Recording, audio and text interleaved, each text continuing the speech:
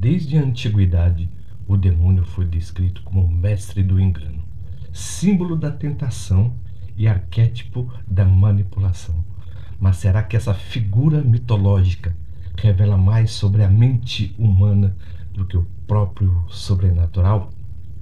Hoje nós vamos elaborar como a demonologia, a mitologia e o cristianismo reflete o comportamento manipulador que rege a nossa sociedade.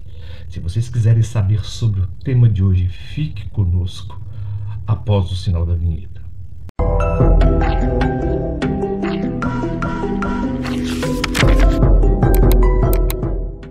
Olá a todos, eu sou Maurício do canal Decifrando Manipuladores e hoje eu gostaria de falar com vocês sobre a natureza do comportamento humano, que na maioria das vezes incorporamos um certo tipo de arquétipo que nós não acreditamos na maioria das vezes.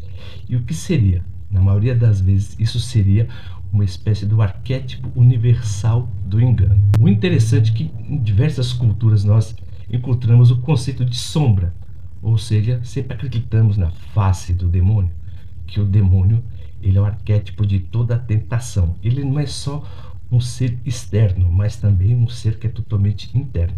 Então, ele representa as nossas forças que são totalmente internas, que nos fazem, na maioria das vezes, distorcer a realidade, por a nossa vontade estar totalmente em jogo. Então, muitas vezes, nós nos convencemos de mentiras confortáveis e que manipulam até os nossos próprios desejos.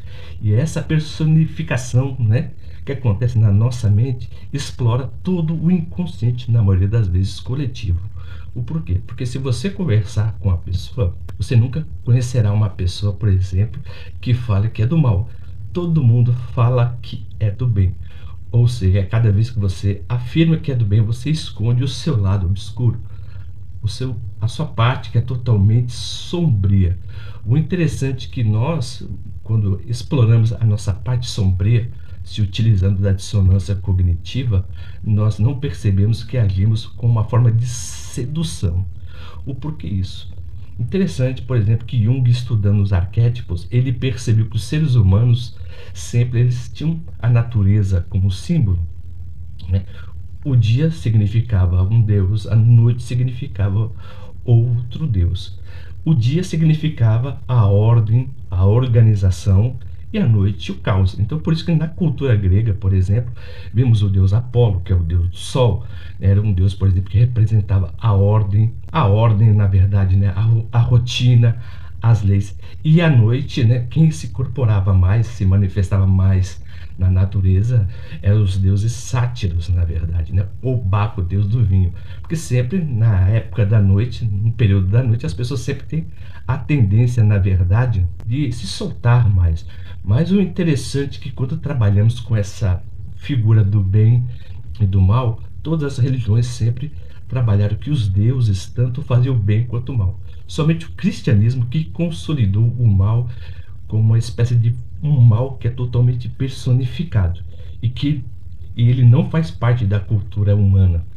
Na verdade, ele apenas induz o ser humano a fazer o mal. Então é por isso que, mediante a influência da cultura zoroástrica, isso eu já falei em até outro vídeo, que o ser humano, quando ele faz o mal, ele sempre tem esse mal que é totalmente justificável. Ele se autosseduz. Então, essa sedução, na maioria das vezes, tem um caráter que é totalmente superioridade. Ou seja, alguém quando quer manipular, ele sempre vai trabalhar da dissimulação e da sedução. Então, quando as pessoas, na maioria das vezes, elas querem manipular, ela não trabalha com a espada ou com a arma, ela sempre trabalha com a palavra. Então, a pessoa que tem esse arquétipo, na verdade, que trabalha, por exemplo, no seu lado mais obscuro e não o percebe, essa pessoa ela tem uma especialidade muito grande em engenharia social da alma, ou seja, ela sempre vai transformar a sua virtude, na verdade, em uma espécie de fraqueza.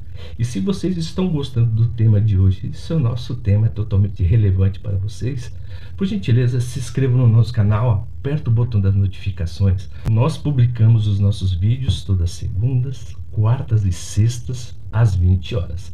Mas como eu não quero me delongar muito no assunto, eu quero falar que acerca da nossa psicologia, da nossa mente que é tão sombria, na verdade, e demonizada, né? Por que eu digo demonizada?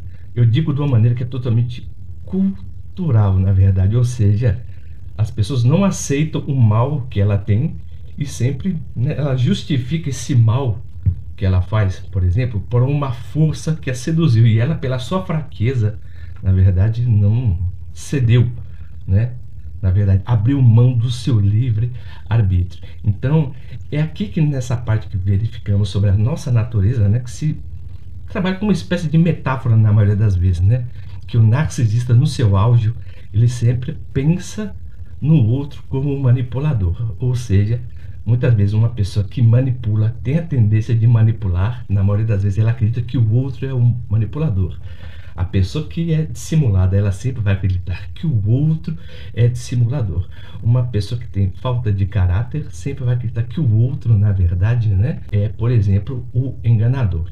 Então, o que que ele faz na maioria das vezes para conquistar você que está vendo aqui os nossos vídeos? Por exemplo, ele como sempre se sente ameaçado, tá? Porque ele sempre trabalha de uma forma totalmente velada, uma espécie de maldição pura ou personificada, assim como as pessoas acreditam. Ele sempre vai se manifestar de um modo que é totalmente sedutor, ele se disfarça da maneira como você quer que você o veja, né? Então, ele sempre se molda o seu ideal, a sua vontade. Então, é por isso que ele sempre se aparece com uma pessoa notavelmente amorosa e atenciosa. Depois disso, o que ela vai fazer? Ela vai trabalhar com uma espécie de distorção, né? Ela vai trabalhar com a mentira. Então você vê que a mentira, na maioria das vezes, ela é uma estrutura de poder e é baseado no gaslight e na exploração emocional. E como ele trabalha essa mentira? O interessante é que a mentira, para ter sucesso, ela tem que ser muito bem pensada, muito bem elaborada. O seu calcanhar de Aquiles. Não existe uma mentira perfeita, não existe uma narrativa perfeita. Então ele sempre tem que readaptar a história dele, né? Para que ele possa te convencer. Então sempre o manipulador, ele fala que faz alguma coisa, depois ele não fala que disse, né? Ele sempre vai reinterpretando a história. E a exploração, né? Por que que ele trabalha com a exploração? Porque ele sempre deseja amor, carinho, atenção e poder. Mas só que ele cobra isso de você por um alto preço, tá? Então, quando você se entrega para esse tipo de pessoa, você está abrindo a sua vamos dizer assim, a sua autonomia, o seu amor próprio para algo que é muito mais perigoso. Então, na maioria das vezes, tá? O mal demoníaco não é uma entidade que nos governa na maioria das vezes e nos assombra, mas sim um reflexo dos nossos próprios padrões de crenças, tá? De dominação e controle que está dentro da própria natureza humana e que o homem, o ser humano, na maioria das vezes, não se aceita como tal. Se vocês gostaram do tema de hoje, ficaram conosco até o final desse vídeo, e se o nosso canal, né, tem alguma relevância para vocês, por gentileza, se inscrevam no nosso canal, aperta o botão das notificações e dê um joinha. E como sempre, eu agradeço mais uma vez o carinho e a atenção de todos que ficaram conosco até o final desse vídeo, e até a próxima.